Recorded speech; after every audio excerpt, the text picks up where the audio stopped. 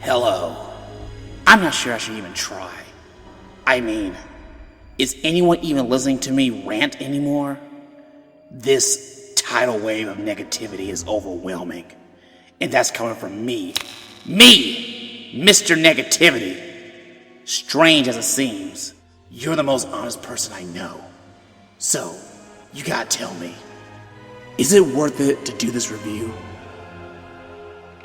Is it even worth talking about because of one thing, just merely out of spite? I mean, you yourself have been burned by the world, having your bad day inspiring you into making a parody of said bad day. You may have a point, but sorry if I had to take some of that with a grain of salt. Aren't you even listening to me? I did want to do this damn video, but some smug little brass online just needs to sit the hell down and listen up just for my own ego. For once, I'm not only doing this just for you, but to put my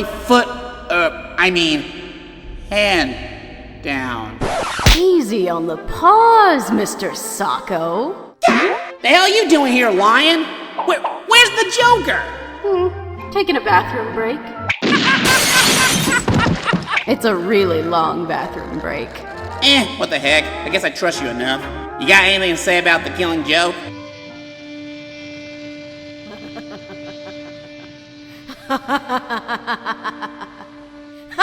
So, is that a yes?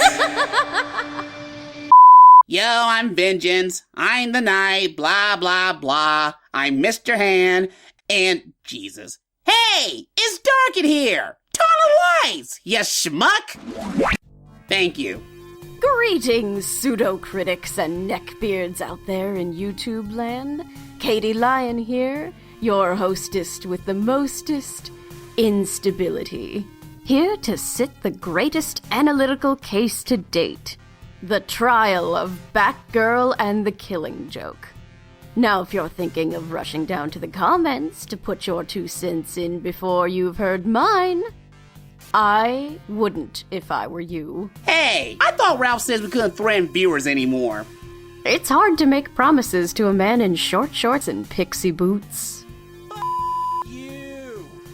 Alan Moore. You know that creepy bearded guy you see on the corner of the subway? Well, he happens to be a magician, anarchist, and a comic writer. Who knew? He wrote for The Man Who Has Everything, Whatever Happened to the Man of Tomorrow, and some indie graphic novel he made in the 80s called Watchmen. They even made a movie about it. I doubt any of you heard of it. Lastly, he's the author of the Batman Joker story, The Killing Joke, which, by the way, is also the film we will be reviewing. It was based on a comic of the same name, which, if we go back even further, was based on Detective Comics number 168, or Alan Moore's more modernized take of that story. Kevin Conroy and Mark Hamill returned to reprise their roles from the animated series in the very first animated superhero movie to be rated R. Unfortunately, it was some of the overhyped marketing that hurt its chances of success. In addition, fans were met with a scene of Batman and Batgirl making sweet leathery love on top of a building. Don't let your kids watch it! And chaos without context ensued. And unlike the two of us who lives in a generation where controversy is a cover-up for hissy fit, we took all that with a grain of salt and waited for the movie's arrival in theaters. Well, cheesy in theaters while I just waited a few measly days for the DVD. Lucky. So we both seen the movie and our thoughts for the entire thing is... we liked it. Go boo yourself, boo! Losers. I'd give it a B+. Oh. Well, shall we elaborate for the naysayers? Whatever you say, Conrad. The plot for the first 30 minutes of The Killing Joke, which I'll humbly call the last Batgirl story, is Batgirl and Batman are chasing down a would-be mobster, Paris, France. You're kidding. And no, Barbara, we're not kidding. Go sip your pumpkin spice. So Batman-Batgirl's relationship gets challenged when the combination of Barbara's personal ego, her conflicting emotion towards Bruce, and Paris France being a complete, charismatic, unredeemable, narcissistic twat, or cunt. For those of you who think this arc was just a waste of time, let's pull out the old Batscope and examine the finer details. Not only is Batgirl's more Year One personality flushed out in this arc, but we learn a lot more about everyone else, too. Barbara is the only one who knows that Bruce is Batman. I'm Batman! Other than Robin, who no one would touch with a 10-foot pole. So it makes sense for them to confide in one another, and find physical comfort and distraction in each other, which explains their rooftop meeting. Afterward, Barbara would like to talk things over and figure out her place as a crime-fighting partner and friend. Is that so wrong?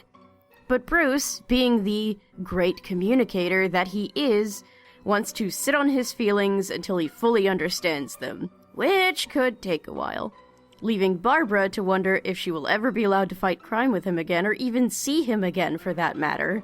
Batman tells her he still wants her to stay off the Paris case, citing that his obsession will be twice as dangerous now. But Batgirl doesn't listen, goes through her detective's paces, tracks him down. She beats him nearly to death when she thinks that Bruce has been blown up, only for the Caped Crusader to arrive conveniently just in time to stop her. But by then, Barbara has looked into the void, and the void has creepily leered back. So Barbara folds up her cape and boots, her batarangs, her non-English accent, her bat nips, oops, sorry, wrong Batgirl, and just straight up retired after seeing said void and knowing the track record DC does with their properties. That is a very scary void indeed. But at least the two have a mutual understanding with one another and went their separate ways. And then the killing joke happened. She tried to get out, but they just keep pulling her back in! But before we touch on that, let's explore the elephant in the room. For those who still say elephant in the room, unironically are either outside the overhyped marketing, Bruce Timm's idea to add a 30-minute Batgirl story before the actual killing joke section of the plot is great on paper. Again, it helped those who are not Batman fans to probably get to know Batgirl and give Barbara her last hurrah before becoming a much better version of Joe Swanson. The results, while alright on their own as a supplement short and a bold, daring Batgirl story that'll challenge the viewers, the 30-minute mark should have been trimmed down to at least a decent 20 minutes for the sake of pacing. But the last-minute information of Batgirl having a storyline before the events of the actual Joker story, and the controversy of Batman-Batgirl banging before the film's arrival already got Bat fans' expectations set to Venom-spewing mode. Let's begin with a few complaints. They ruined Batgirl. Hashtag make Batgirl great again. They betrayed Batgirl as a scorned, obsessed lover. Batgirl is such a moron. And this one here is my favorite. The Batgirl and Batman relationship is so incesty. Firstly, you need to re-educate yourself as to what incest means. Secondly, for all of you so-called feminists, when a strong, independent woman has a character flaw or has to struggle, it's called good storytelling. What you seem to want is a Mary Sue, which is the most boring, watered-down character an idiot can devise. That's like saying, you want someone to look smart, so you make everyone else look twice as stupid. That's not how it works. And third, I don't know if I'm old or anything, but what the is this hashtag trend? It can't just drop itself into a vat of chemicals. Thanks. Alright, let's just cobble the first 3 complaints together and sum it up as they ruined Batgirl and go from there. I'll be doing the honors. Barbara, from the very beginning, ever since Batgirl Year One, has a big ego.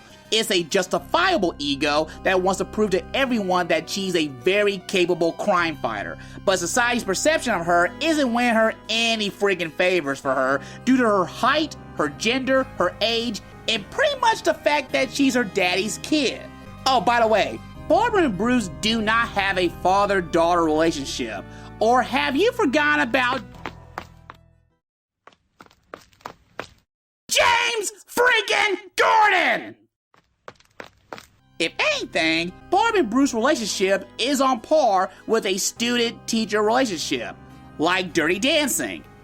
You know, Dirty Dancing, Patrick Swayze, Jennifer Grey, 1987. Come on, guys.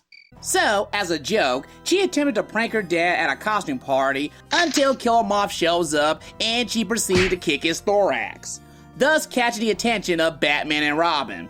After getting a high off of fighting crime and being good at it for the most part, Batman tested her only for her to screw up, leading Batman to give her a "why you suck" speech that, despite her talents, her ego and her major personal issues on proving everyone that she's 110% awesome, got away in not being precise, expect the unexpected, and breaking Batman's sacred no-killing rule. Except for when he uses lethal weapons like explosive gel or missiles. But hey, that's just me. Take that what you will. Which is why she can't seem to leave the Paris Franz case alone, even though Batman tells her to let it go. He has the foresight to see that Paris Franz has all the obsessive makings of an up-and-coming Joker. He already has a complete disregard for his henchmen, his uncle, and even himself.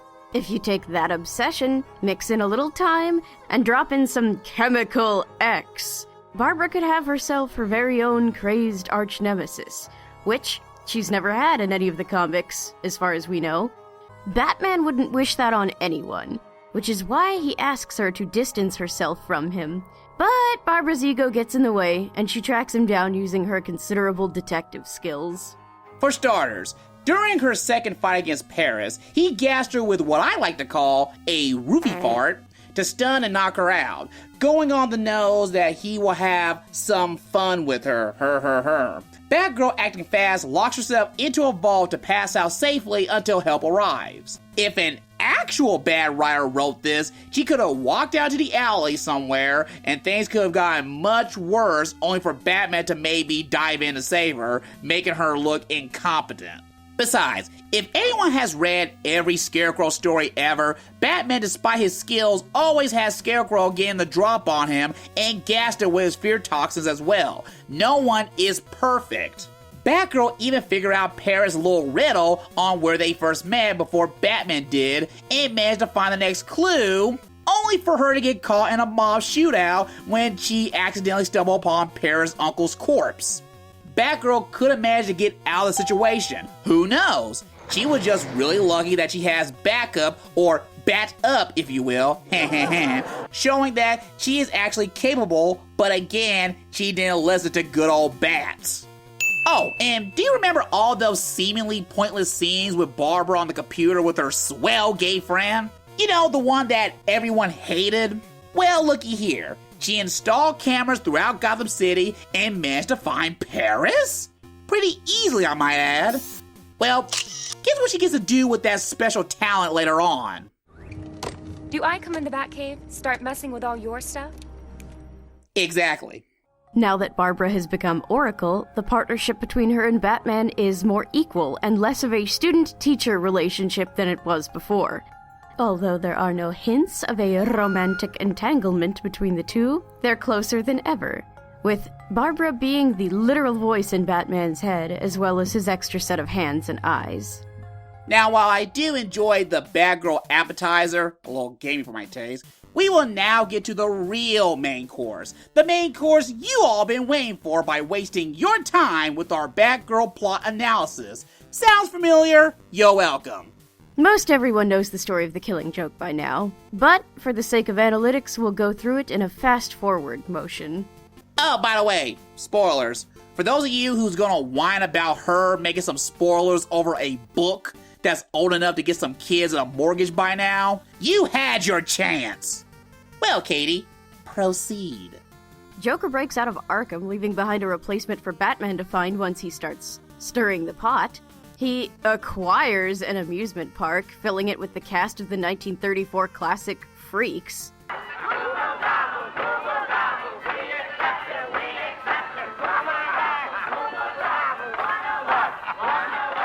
to invoke some carny justice on both Batman and Gordon. We get some flashbacks of the man that Joker used to be before the chemical additives drove him insane. Then he shows up, shoots Barbara, and abducts Gordon.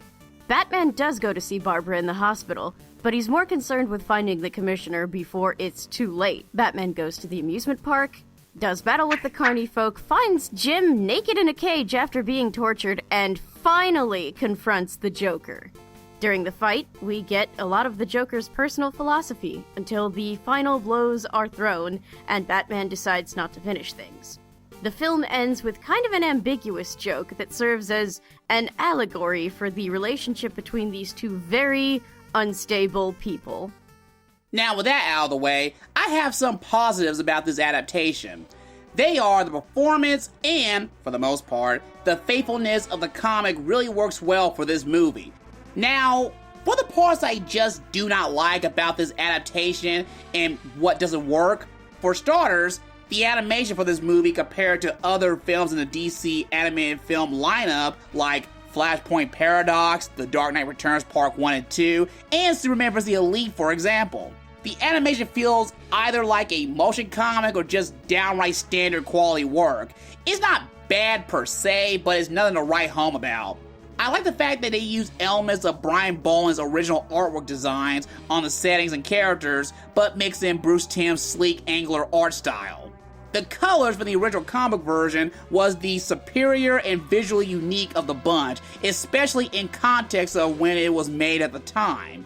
Because, let's not forget, next to Frank Miller or Chris Claremont, Alan Moore was the man who really made comic books popular to the mainstream public. They were in newspapers as top sellers next to Stephen King's books, for crying out loud.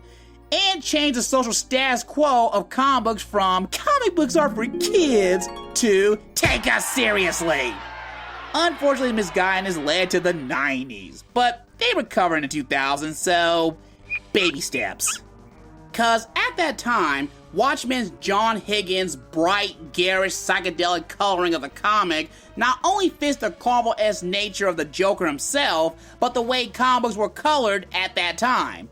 Also, the emotional impact of the coloring fits key scenes way more better. For example, Barbara getting shot. In the more modern colored version by Brian Boland, it's all normally lit and played straight. In the original version, the color transitioned to a harsh, bright red, emotionally signaling danger, making the scene much more shocking and impactful. The only fumble of the original comic book's coloring is the flashbacks. It still maintains the weird coloring style, making it hard to differentiate from the past and present. The grayscale colors works better with the addition of the Red Hood's, hood being the only ones colored. The decision to stick to the original comic book style is kind of a double-edged sword. On the one hand, it's visually stimulating and beautiful, but on the other, it doesn't lend itself well to animation. Making things too quick when they should linger, or making things stationary when they should be moving. For example, the scene when Jack, the man who would be Joker, comes back from hearing about his wife, is mostly taken from the mobster's perspective instead of Jack's. They hurry him through his grief into committing a robbery, which makes sense in the context of the movie, but is not so great for the audience. Another example is the perception of the Joker and the Batman. In the comic, Batman's shadow is enough to scare the freaks away from the amusement park, but in the film we're served an action sequence. And earlier a mobster tells Batman that they are scared of him, but they are terrified of the Joker. It just goes to show how sensibilities have changed between the time the comic was written and now. I wish that the Killing Joke movie was either A, been made sooner, or B, never been made at all, or C, could have been done as a motion comic or audiobook. For you see, I am just burnt out by all the Batman spiel. I mean, come on, you did so with Suicide Squad on Assault on Arkham, why not for someone like the Doom Patrol? I mean, by the time this movie came out, we already see much better Batman Joker stories after this. Hell, they used elements of it in The Dark Knight, for Christ's sakes. The flashy colors from the original being replaced by this dull, realistic colors takes away what made this book great and would have potentially made the animated movie more visually spectacular. Just check out this fan-made trailer of the animated feature with the original colors.